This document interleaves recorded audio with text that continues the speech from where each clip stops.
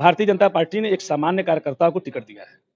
Bharatiya Janata party का मैं सिपाही हूँ। नगर पालिका समाज के बीच में समन्वय बनाकर समाज के प्रत्येक बिंदु पर जाकर कमियों को देखकर उसको दूर करने का पूरा काम करूँगा और मिर्ज़ापुर की जनता के प्रत्येक समस्याओं में मैं उनके साथ खड़ा रहने का पूरा प्रयास करूँगा। मैं 2006 में युवा मोर्चा का प्रदेश कार्य समिति का सदस्य था। पहली बार मैंने प्रयास किया था, उस समय हमको नहीं मिला था। 2012 में मैंने अपनी वाइफ रितु केसरी के लिए किया था, उस समय भी हमको पार्टी ने नहीं दिया था। उस समय मैं जिला मंत्री था भारतीय जनता पार्टी का। 2017 में मैं भारतीय जनता पार्टी का नगर अध्यक्ष था। उस समय मेरा नाम जैसे आज मनोज जी का 1 नंबर पे गया है, मेरा भी नाम 1 नंबर पे गया था, लेकिन पार्टी ने हमको नहीं दिया था, माननीय मनोज जायसवाल जी को दिया था। मैंने तुरंत पार्टी के आदेश को सर माथे पे चढ़ा के उनके साथ खड़ा होकर वार्डों में प्रचार किया हूँ और उनको अच्छे वोटों से जिताने में पूरा हमारा योगदान रहा है। और आज जब 2023 में मेरे को पता भी नहीं था कि पार्टी हमको लड़ाएगी, तो पार्टी ने हमारी झोली में हमारे ऊपर एक अपना आशीर्वाद दिया है और एक मौका दिया है हमको कि काम करके मैं मिर्ज़ापुर नगर के वासियों के दिलों में अपने काम से अपना स्थान बना सकूं। हमें आगे भी राजनीति करना है। इस नाते अगर नगर की जनता हमारे साथ नहीं रहेगी तो इसी नगर पालिका के बाद मेरा राजनीति खत्म हो जाएगा। टीवी 100 में आपका स्वागत है और मैं वीरेंद्र गुप्ता। जैसा कि आप जानते हैं कि इन दिनों जनपद मिर्जापुर के अंदर नगर निकाय चुनाव को लेकर जबरदस्त बहस छिड़ चुकी है। तमाम लोग अपने अपने लेवल से बात कर रहे हैं, लेकिन जब श्याम सुंदर केसरी का नाम भारतीय जनता पार्टी की तरफ से घोषित हुआ तो निश्चित रूप से राजनीति में एक जबरदस्त हलचल भी दिखाई दे रहा है। तमाम आम जनमानस में क्या चल रहा है उनके दिलों के अंदर से निकालने का प्रयास करेंगे, लेकिन उसके पहले हमारे साथ भारतीय जनता पार्टी के घोषित कैंडिडेट नगर पालिका अध्यक्ष के लिए श्याम सुंदर केसरी जी मौजूद हैं और हम उनसे सीधे जानने का प्रयास करेंगे कि किन मुद्दों पर और क्या वो जनता से अपील करना चाहेंगे। सर, आपका बहुत स्वागत है टीवी में। धन्यवाद वीरेंद्र जी। भारतीय जनता पार्टी के मुद्दे क्लियर है। समाज के अंतिम पायदान पे बैठे व्यक्ति का सर्वांगीण विकास, उसी हित में हमारे माननीय मोदी जी और योगी जी काम कर रहे हैं और उसी कार्य को जो हमारे केंद्र सरकार की योजनाएं हैं, जो हमारी प्रदेश सरकार की योजनाएं हैं, उन्हीं योजनाओं को 100% नगर पालिका परिषद मिर्जापुर में पूरा कराने का मैं प्रयास करूंगा। और यदि वो सारे कार्य, चाहे वो नमामि गंगे के अंतर्गत मिर्जापुर के घाटों का विकास हो, चाहे वो अमृत योजना में जिस प्रकार से आप देख रहे हैं सड़कों की स्थिति लगातार नया पाइपलाइन बिछ रहा है, बहुत जल्द आपको सड़कें चमचमाती मिलेंगी, क्योंकि जैसे ही पाइपलाइन बिछा हर जगह सड़कें चमचमाती आपको मिलेंगी। ये काम मिर्जापुर नगर के अंदर विंध्य कॉरिडोर का निर्माण, जिसके माध्यम से मिर्जापुर पर्यटन के नक्शे पर बनारस, मिर्जापुर, प्रयाग, ये जो त्रिवेणी प्रयाग में है, लेकिन ये त्रिवेणी पर्यटन का, हिंदू धर्म का एक आध्यात्मिक केंद्र, सांस्कृतिक केंद्र है, सांस्कृतिक राजधानी दुनिया की काशी, जहाँ बाबा विश्वनाथ निवास करते हैं, माँ विंध्यवासिनी का धाम जहाँ जहाँ जगत जननी का वास है, और त्रिवेणी संगम जहाँ दुनिया भर से करोड़ों हिंदू आस्थावान आकर त्रिवेणी में डुबकी लगाकर पुण्य के भागी होते हैं। तो निश्चित तौर पे तो ऐसे इस त्रिकोण संगम पे विंध्याचल कॉरिडोर बनने के बाद मिर्जापुर के हजारों नागरिकों को रोजगार मिलेगा। कोई माला फूल का दुकान करेगा, कोई किराने का व्यवसाय करेगा, कोई वाहन चलाएगा, कोई होटल खोलेगा, कोई रेस्टोरेंट खोलेगा, लोगों का व्यापार बढ़ेगा, इनकम बढ़ेगा। ये हमारी सरकार की सोच है। उसमें नगर पालिका परिषद मिर्जापुर क्या कर सकती है उस चीज को बढ़ाने के लिए, उस व्यापार को बढ़ाने के, उस कार्य को, उसमें मेरे पूरी जो भी योजनाएं सरकार की हैं उसको करेंगे। साथ ही साथ नगर में आप तमाम प्रकार के कई तरह के काम अभी करने बाकी हैं। हमारे पूर्ववर्ती नगर पालिका अध्यक्षगण ने, चाहे वो राजकुमारी जी रही, चाहे हमारे निर्वर्तमान, सब लोगों ने अपने स्तर से पूरा प्रयास किया है। हम उसको और अच्छे तरह से करने का प्रयास करेंगे। नगर पालिका परिषद मिर्जापुर में मेरी जो आंखों में जो सपने हैं इस नगर को भव्य बनाने का, मिर्जापुर, बहुत से लोग अब भ्रंश भी बदलते हैं, लेकिन इस लक्ष्मी की नगरी जो एक पुराना व्यवसायिक केंद्र रहा है, इस नगरी को स्वस्थ, स्वच्छ, सुंदर बनाने में मैं अपना पूरा योगदान दूंगा। और साथ ही साथ मिर्जापुर नगर के निवासियों के सहयोग से आप देखेंगे किस प्रकार से, जैसे इंदौर है ना, भारत में 1 नंबर पे इंदौर स्वच्छता में आता है, इसी प्रकार से कई ऐसे चीज हैं बेंगलोर के अंदर जिस प्रकार से स्वच्छता की व्यवस्था चलती है। और हम अध्ययन करेंगे कि दुनिया के किस शहरों में अच्छी नागरिक व्यवस्थाएं हैं, स्थानीय निकाय परिषदों के द्वारा अध्ययन करके उसमें जो सर्वोत्तम होगा वो भी यहाँ हम करने का प्रयास करेंगे। मिर्जापुर हमारा अपना नगर है, यहाँ हम लोग जन्म लिए हैं और बहुत ही पौराणिक और ऐतिहासिक नगरी है। ये व्यवसाय का भी केंद्र रहा है, यह पर्यटन का भी केंद्र रहा है, राम परिपथ भी यहाँ रहा है। यहाँ पे सीता कुंड है, यहाँ पे तारकेश्वर नाथ का मंदिर है, यहाँ पे घंटाघर भी है, यहाँ पे माँ जानवी का तट आप देख रहे हैं कितना सुंदर। वहाँ चौबे घाट के पास देखिए कितना बढ़िया सुंदरीकरण शुरू हो गया, इसी सरकार की देन। तो बहुत सारी योजनाएं हैं, हम उसको नगर पालिका के माध्यम से पूरा करने का प्रयास करेंगे। गरीबों की योजनाएं हैं, आवास योजना है, नगर पालिका के माध्यम से पूरा कराता है। बहुत सारी ऐसी तमाम योजनाएं हैं जिसमें नगर पालिका परिषद मिर्जापुर पूरा काम करे। 10,000 रुपये गरीबों को देने का काम हो, रेहड़ी ठेला पटरी वालों को व्यवस्थित करने का काम हो, ऑटो रिक्शा चालक संघ को स्टैंड की जो समस्या आती है उसको पूरा करने का काम हो, छोटे छोटे पटरी व्यवसायियों की जो समस्याएं हैं उसको मैंने लड़ा भी है, उसको भी मैं जानता हूँ कि इसको कैसे क्या समझ, क्योंकि मैं भी एक व्यापारी हूँ। मेरे भी पिताजी का परचून का दुकान था, उसमें मैं बैठता था और आज भी मैं व्यापार से ही जुड़ा हुआ हूँ। साथ ही साथ भारतीय जनता पार्टी का जो से जुड़ा हूँ पिछले 20 वर्षों से। बचपन से बाल्यकाल का स्वयंसेवक रहा हूँ। शिशु मंदिर में शिक्षा दीक्षा होती थी। उसके बाद 1991 से 2003 तक मैं अखिल भारतीय विद्यार्थी परिषद के विभिन्न दायित्वों पर रहा। नगर प्रमुख, जिला प्रमुख, विभाग संयोजक, प्रदेश कार्य समिति का सदस्य। लगातार मैंने काम किया है राष्ट्र हित में, उस विचारधारा के लिए काम किया है जो विचारधारा आज सर्वव्यापी दिखाई पड़ रही, जिससे पूरे हिंदुस्तान का विकास हो रहा है। और 2003 के बाद मेरी योजना, संगठन ने अपने आप भारतीय जनता युवा मोर्चा में प्रदेश कार्य समिति के सदस्य वाराणसी जिले के प्रभारी के रूप में किया। वहां भी मैं प्रवास करके संगठन की विचारधारा को फैलाने का काम करता था। फिर विभाग संयोजक मिर्जापुर, सोनभद्र, भदोही 3 जिले का अध्यक्ष रहा। उसमें भी मैंने संगठन के कार्य के लिए जो हमारी हमेशा अपना योगदान दिया। भारतीय जनता पार्टी का जिला मंत्री रहा, भारतीय जनता पार्टी का नगर अध्यक्ष रहा, भारतीय जनता पार्टी का जिला उपाध्यक्ष वर्तमान में हूँ। भारतीय जनता पार्टी ने नामित सभासद भी मुझे बनाया है।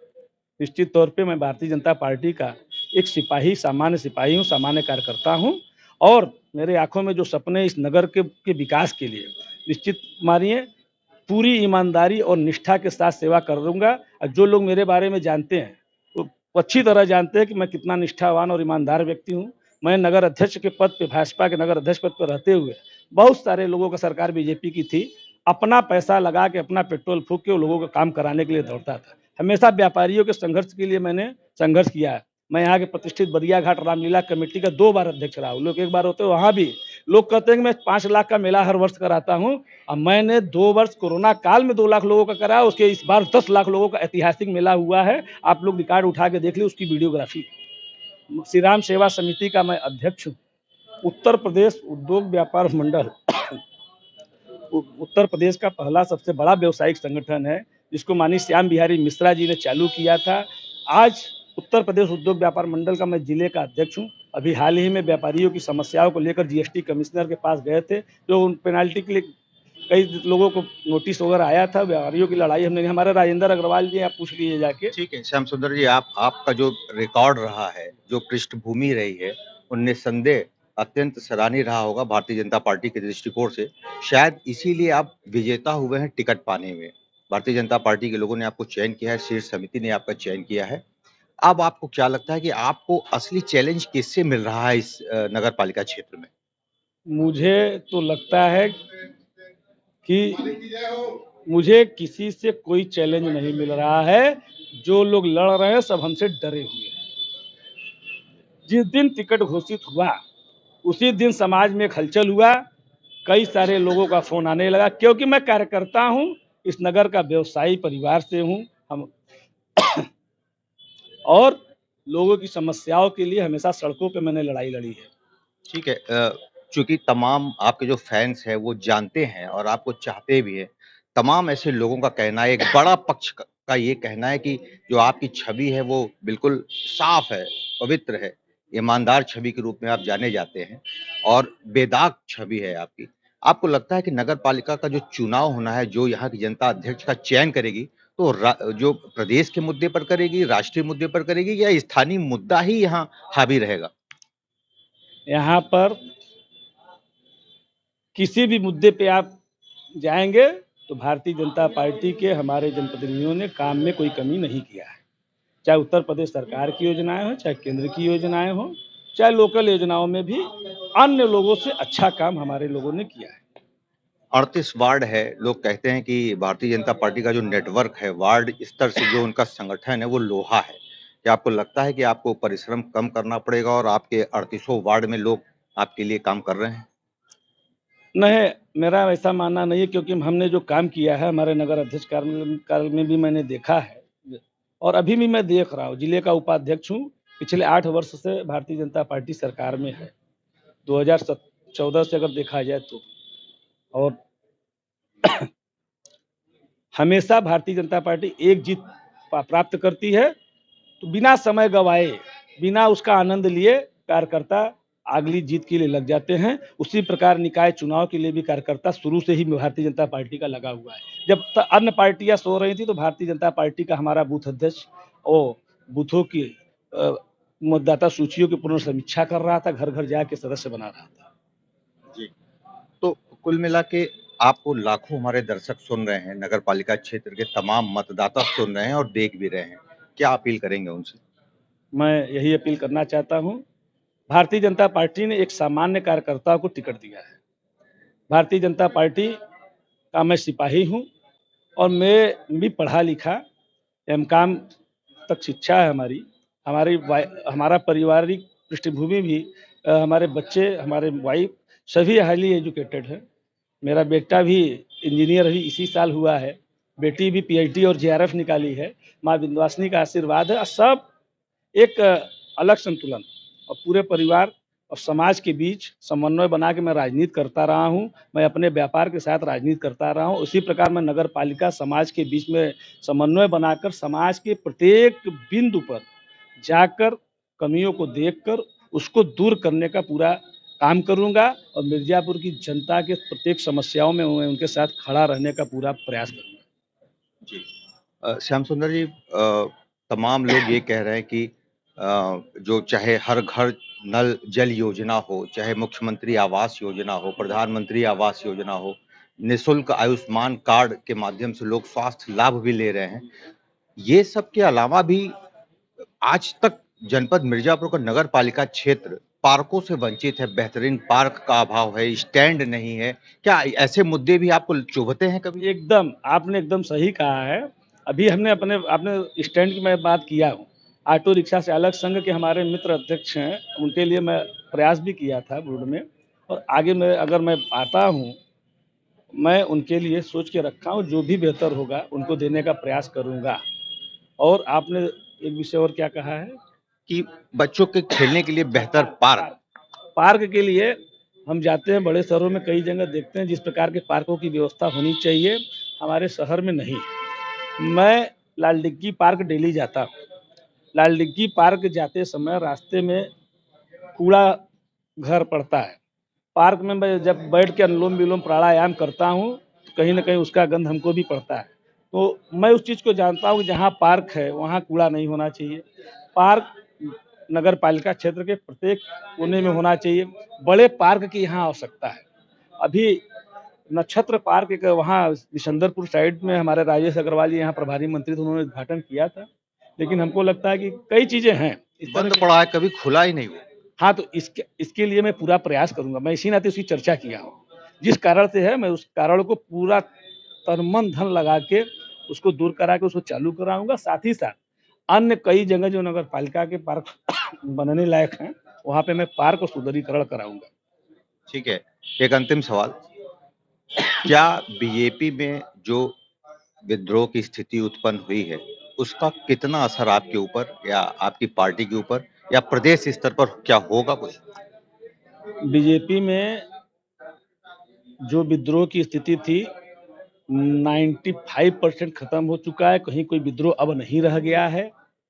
सुनने में आया है कि एक लोग हमारे प्रदेश कार्य समिति के सदस्य हैं, पार्टी उनसे बात कर रही है, संगठन ने संज्ञान लिया है, लेकिन उसका कोई असर भारतीय जनता पार्टी पर नहीं पड़ेगा। क्योंकि आप इतिहास उठा के देख लीजिए, माननीय कल्याण सिंह जी इतने बड़े चेहरे पार्टी छोड़ के जाते हैं, उनका क्या असर हुआ? फिर वापस आए तो राज्यपाल बना दिए गए।